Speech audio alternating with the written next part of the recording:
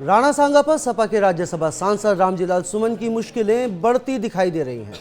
उनके बयान के खिलाफ मथुरा के एक कथावाचक ने कोर्ट में याचिका दाखिल की है।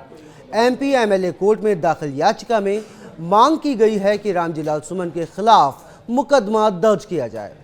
वृंदावन के कथावाचक कौशल किशोर ठाकुर ने ये याचिका दाखिल की है।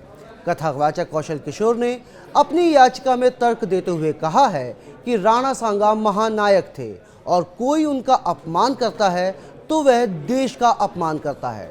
सुमन के खिलाफ रासुका लगाई जानी चाहिए और इनकी संसद की सदस्यता रद्द कर देनी चाहिए। कौशल किशोर ने कहा है कि देश का अपमान बिल्कुल भी स्वीकार नहीं किया जाना चाहिए। आज हमने महाराणा सांगा जी के लिए, जो समाजवादी पार्टी के एक राज्यसभा सांसद हैं, बड़े ही दुष्ट हैं और नीच प्रवृत्ति के हैं। मैं नीच इसलिए उनको कह रहा हूं क्योंकि उन्होंने दुष्टता दिखाई है और हमारे सनातन संस्कृति में नीच व्यक्ति उसी को कहा जाता है जो दुष्ट होता है। तो वो हैं रामजीलाल सुमन। रामजीलाल सुमन ने सदन में, राज्यसभा सदन में जाकर के हमारे राष्ट्रवीर नायकों के लिए अपशब्द कहे। राणा सांगा जी को उन्होंने गद्दार कहा। आप ये देखिए कि हमारे देश के स्वतंत्रता के लिए, हमारे देश की धर्म विरासत को बचाने के लिए उन्होंने कितना बड़ा योगदान दिया। अब हमारे इस राष्ट्र के योगदान के लिए उनको हम गद्दार कहेंगे?